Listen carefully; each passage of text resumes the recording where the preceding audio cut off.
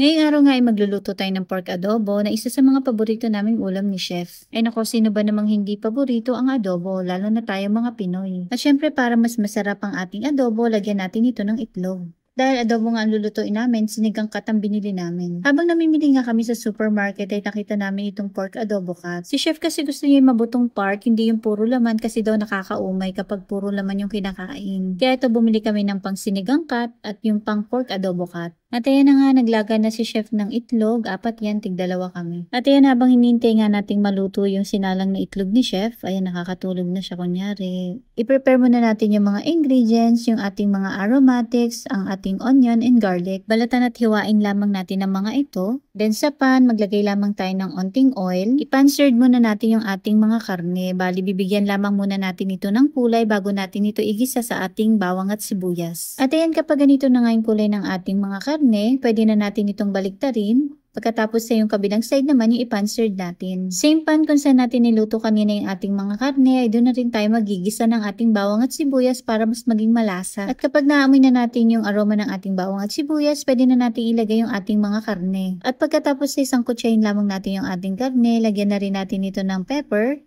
and bay leaf. Halu-haluin lamang natin ito, pagkatapos ay lagyan na natin ito ng suka. Hayaan muna natin itong kumulo, pagkatapos ay pwede na natin ilagay yung ating soy sauce. At dahil papakuluan pa nga natin ito at papalambutin, naglagay na rin ako ng water. At para pambalance lang sa lasa, naglagay rin ako ng 1 tablespoon ng sugar. Takpan lamang natin ito at hayaan nating lumambot at maluto yung ating karne. Shoutout po kay Ma'am Mirna Navales from Teresa Rizal, Melanie Alcala from Pangasinan, Yasi Hugos from Bukidnon, Sheena Daba from Bicol, and Geg Barontoy from Davao.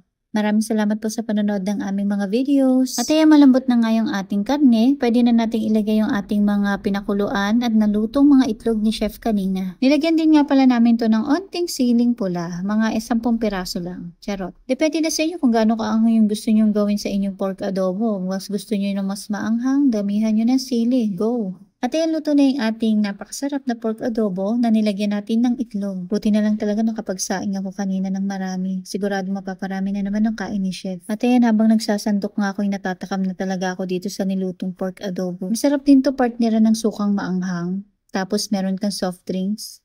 Pero syempre paminsan-minsan lang. Pag nagluluto ka rin ba ng adobo, nilalagyan mo ng itlog? Anong itlog din nilalagay mo? Yung iba kasi itlog ng manok, yung iba naman itlog ng pugo. At kung yayamanin ka man, itlog ng ostrich or turkey. Charot.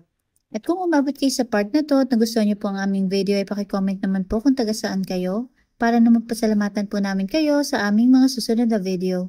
Yun lamang po, maraming salamat. Enjoy! At ayan, Chef, alam kong gutom na gutom ka na't kanina mo pa hinihintay itong pork adobo na maluto.